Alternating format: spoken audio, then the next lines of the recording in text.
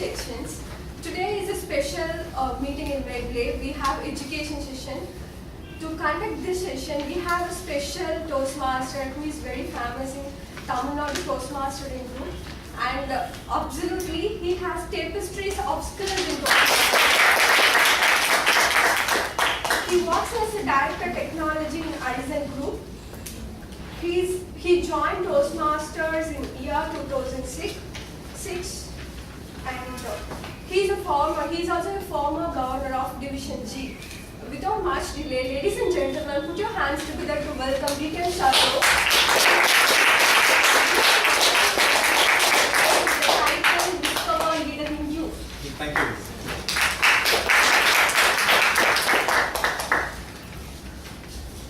A charcoal takes 1,000,000 years to transform into a diamond. Toastmasters helps members to go through the transformation from a charcoal to glittering diamond. Fellow Toastmasters, guests, today I am going to share with you my experiences in Toastmasters where I got the transformation from a charcoal to a diamond. I am going to summarize my experiences into 3 key learnings that I had in the last 7 years. I joined Toastmasters in the year 2006. I had the problem of thinking in Tamil, translating that into English and delivering my thoughts. I wanted to get rid of that. That was the key problem that I had, which forced me to become a member of Toastmasters. The first lesson that I learned in Toastmasters in my leadership journey is there is no shortcut to become a leader, because leadership is not hunted but harvested. What does that mean? A hunter, if he is lucky enough, he can go to a forest one fine day, he can chase a deer, kill it and have a good meal. But the food that he earns on that day doesn't last forever. On the contrary, if a harvester, a farmer, works hard, he sows seeds, he waters the plant, he removes weeds, he applies fertilizer, but the output that he gets is humongous and he can eat the produce for 6 months to a year. That is the difference between hunting and harvesting. Similarly, in Toastmasters, we see people who join Toastmasters and want to become a leader the next year or the next week. They crave for titles. They crave for becoming an area governor or a division governor very fast. But do you think it would enable them to discover the leader in them? No. For example, I joined my club in the year 2006 and I took a leadership role. The first role that I took in my club is Sergeant at Arms. And for quite some time I was thinking, what am I doing in this role? This role is very small and insignificant and I am not learning anything. I am a senior development engineer in a reputed multinational company, and doing what? Sergeant at Arms? Just carrying all the kit and setting up the table and banner before the meeting, is that what I am supposed to do? I felt that I am not doing a role which enables me to learn in Toastmasters. But the moment I went through an officer's training program, that's when I learned, as by doing a role such as Sergeant at Arms, I can learn so much. To give you an example, as a Sergeant at Arms, I was supposed to stand outside of the hall and meet and greet members who come to the club meetings. I did not know that that was the role of a Sergeant at Arms. But how that role helped me to grow personally was, I had this difficulty of talking in English with people. This role enabled me to stand outside the door and greet people. Hey, how are you? So glad to see you. I was missing you for so long. Now it comes very naturally, but when I started doing this initially, I was finding it very difficult. And the skill that I learned by doing the role of a Sergeant at Arms helped me to connect with any new person that I meet. People, even today, they ask me, how are you able to connect with new people just like that? Whatever I learned by doing a role like a Sergeant at Arms enabled me to connect with any new people and establish a conversation. And that is something that I learned by doing a role in my club. Another thing that I learned as a Sergeant at Arms is, of course, you have to come here, tell the codes of conduct and start the meeting. But one thing that I was not doing as a sergeant at arms was to learn to introduce people effectively. For example, after the officers training program, I learned that I can come here and introduce the very same boring president week after week differently by using the theme of the meeting. So every week I learned to introduce my fellow president using the theme of the meeting. So I learned skills that enable me to effectively introduce somebody to a new person. So all these skills help me to discover and develop the leadership or the hidden leadership potential in me. And even today, when I have to make somebody special, I know what are the characteristics of that particular person that I can highlight to make them feel very special. And that is something that I learned when I introduced my president week after week using different aspects and attributes of the president that falls within the theme of the meeting. I served as sergeant at arms for 3 times in a row in my club. Before taking on responsibilities such as VP membership, VP education and president. I served as VP education twice, I served as sergeant at arms thrice, I served as president twice. Before taking any role outside of my club meeting. Today I see new people joining Toastmasters. Next year I want to be an area governor. Right? Yes, you can become an area governor, but what do you learn? Do you become a real leader? No. A club that I was part of used to meet on Fridays in the morning at 7 o'clock. And I was the sergeant at arms for the club, which means I have to be there by 6:30 to set up everything. I did that role twice in that club for nearly a year. Every week on Friday in the morning, 6:30, I have to be in the club. So if I have to be in the club by 6:30, you can imagine when I should get up from the bed. Right? So that is the passion and commitment that helped me to groom my leadership skills early on. And the next lesson that I want to share with you is transformation happens to you when you know how to manage the 3 T's. Time, temperature, tension. Time, temperature, tension. What do I mean by temperature? It's nothing but motivation. The fire that burns within you. Let me take you back to the year 2011. I signed up to become the division governor for the Toastmasters fraternity in Tamil Nadu. It's about a week since I took that role. And I was given the responsibility of organizing a youth leadership program. And it's a funded program by US Consulate. They gave us 80,000 to conduct youth leadership program for a period of 6 weeks, just over the weekends. And I have to assimilate volunteers from various clubs because we need at least 12 people to conduct the youth leadership program. I was a new kid in the corridor. I did not know what to do as a division governor because just a week into this role, I was thrusted upon this major responsibility. So without knowing what to do, I sent out an email to all the 400, 500 members in Tamil Nadu Toastmasters family. And I got response from enthusiastic Toastmasters like Sundaraman, Tyagarajan sir and many more. And I got volunteer nominations for about 12 to 15 people. And I gave opportunity to all of them. All the 15 people who sent an email to me responded back saying, hey, I want to help you. I gave opportunity to all of them. The fun is not that. So they went through this training program in US Consulate. They were all called for a training program. And the coordinators from the US Consulate side who were priming this, they were observing a few Toastmasters and I was not there during that program. So I was attending actually Medley's Toastmasters meeting on that day. And between 3 to 5, of course we all switch off our mobile or put it in silent mode, right? And at 5 o'clock when I went out, I saw 20 missed calls on that mobile phone. 10 calls from our own Sandhya Rajaraman, she was also part of that group. And 5 calls from our then Lieutenant Governor of Education and Training, DDM Nina John. And another 6 calls from various people who were attending that program. So definitely I knew that there was a fire. Right? 21 missed calls in a period of 2 hours tells you something. So I called Sandhya Rajaraman and this is the message that I got from Sandhya Rajaraman. Sandhya said, Saro, the folks from US Consulate pulled me aside and said, these people should not be part of the program. They earmarked people like Priyanandan and a few more Toastmasters who are relatively new to the program. They have not even completed their competent communicator manual. So the concern that US Consulate had was, how can these people go and train somebody else? Youth Leadership Program is a program where you go out and train fellow students, right? Students who are in schools or colleges. So this was the feedback that I got. And of course, our own DTM Nina also said, it's a paid program, please make sure that they are happy. Because we want to make US Consulate happy because they'll keep giving us this fund year after year. But I do not want to go back on my stance because I know how it will hurt somebody like Priyanandan. How many of you know Priyanandan here?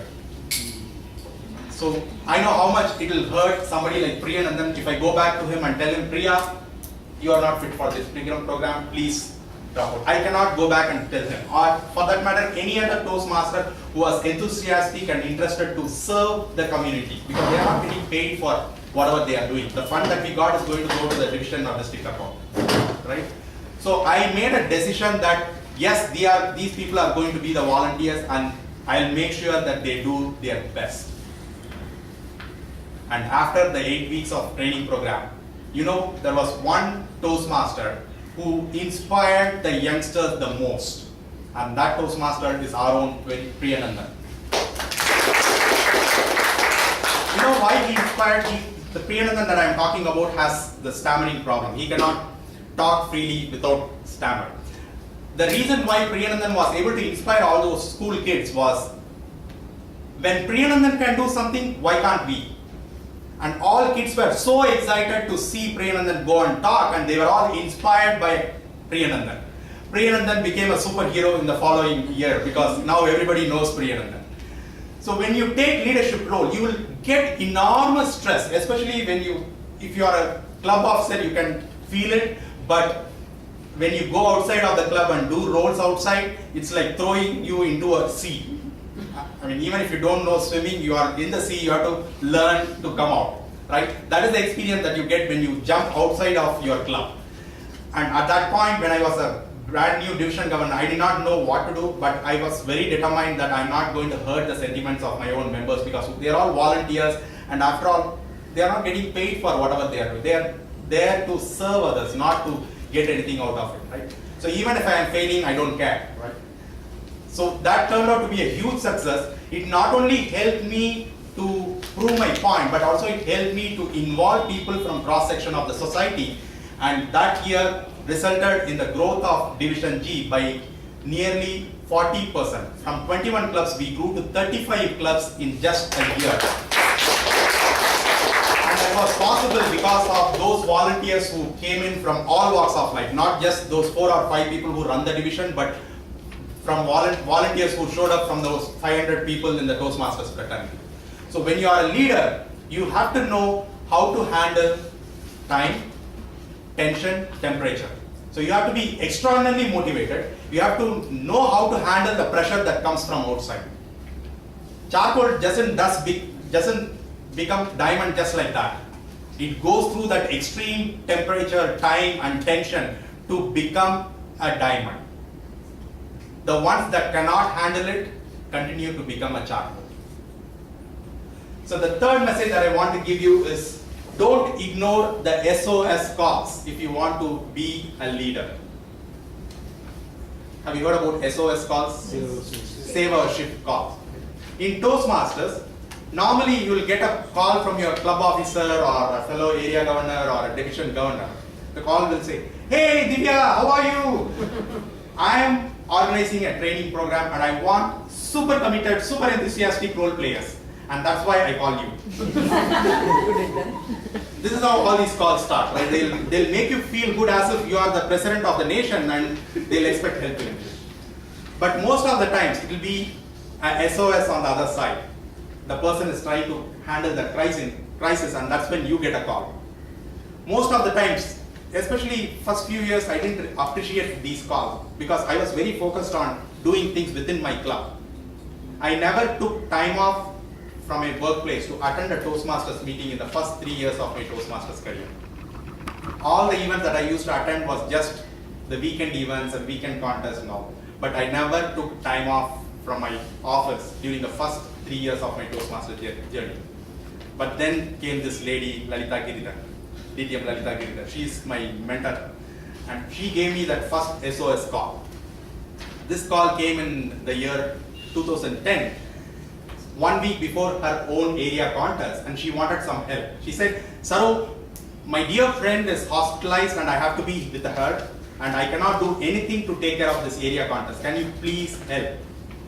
And I was very confused at the time whether to take it or not. But then Lalita is my dear mentor, I decided to help her. I told Lalita, yes, I can take care of her. That first yes took me all the way to the place where I am standing today. Today people appreciate me as a leader because I said yes to that first SOS call. And what happened after that was I was able to work with 15 to 20 people to organize an area contest, and that boosted my confidence. That's when I realized, yes, I can do things with people whom I do not know. All along I was used to doing things within my club, so I know all these people. If I ask them, they'll return the favor. But by conducting an area contest for a division area governor, I learned to work with people whom I did not know, and that boosted my confidence as a leader. That's when I realized, yes, you can do something. The second time, the same Lalita Giridhar called me 6 months after that, and at that time she said, Saru, I am chartering a club, and I want somebody very committed, very enthusiastic, and good in communication. I have identified 4 such people, and one of them is you. She didn't even ask whether you want to be a member or not. She said, you are going to be one of the mentors. And the catch here is, you have to take time off from work on Thursdays in the afternoon between 3 to 5 and go there once a month, because there are 4 people, so you can take turns every week. Once a month you go to the club and come back, that's more than enough. So I thought, okay, 6 months and maybe 6 visits, that's fine, I can tell my boss and I can manage. But what happened after that was, the first meeting I went, and I don't know how many of you go to other club meetings, right? The moment you go to a club meeting, they say, Saru, you are a great evaluator, why can't you come here week after week? We all love you. And that makes sense. You think, oh my God, am I a good evaluator? Within the club, nobody will care about you. Oh my God. But when you go to another club, they will make you feel very happy. They think you are the star evaluator. Whether you are a star evaluator or not, the moment you hear such a remark, you will go back and read how to do evaluation.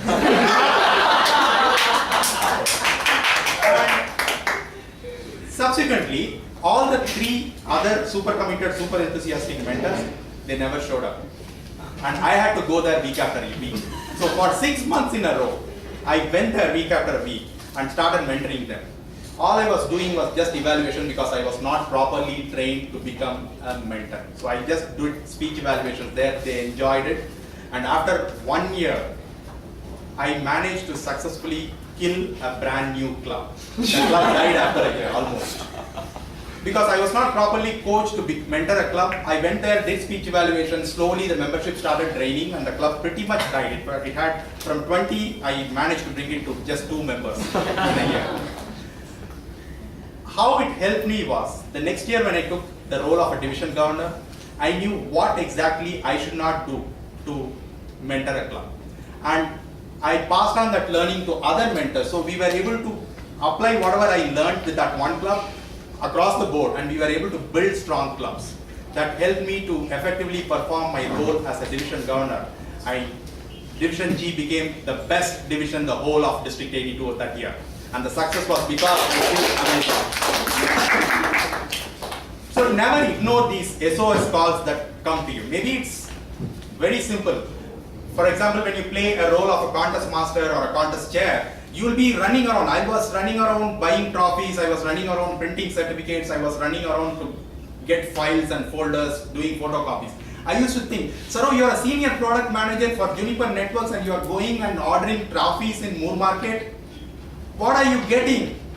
These questions keep popping up in your mind, but I did not know. I enjoyed doing that, but today looking back, there are so many things that you learn by doing such things.